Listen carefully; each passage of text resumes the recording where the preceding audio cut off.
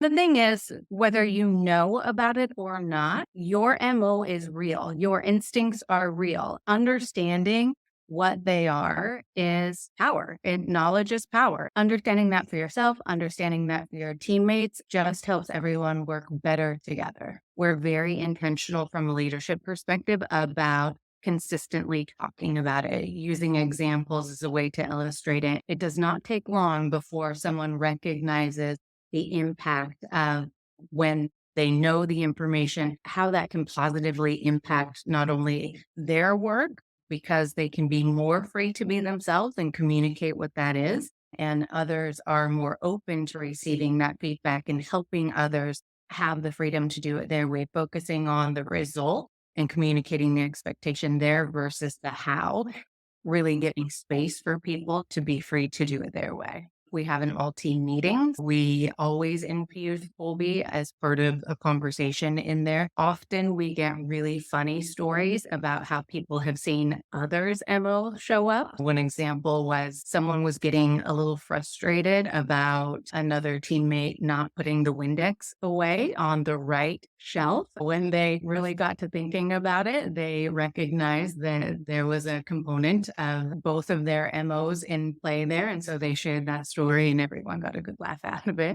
Creating space for people to share things that they're excited about personally, professionally. So one of my things that I mentioned in a meeting earlier today was this podcast, really being excited to get some time to chat with you. We also invite people to share in gratitude and cheers with one another. We have a variety of mediums to do that, both in software and then in tangible form. I love that. And it seems like many of the things you do, you figure out a way to do it online, you figure out how to do it in person, you figure out how to make it a conversation. And I think that's one of the keys of doing Colby well and just having a great culture in general is, making sure that people have different channels or avenues, both that work for their MO, but also for their other parts of the mind and wherever they are, because employees these days aren't always in the office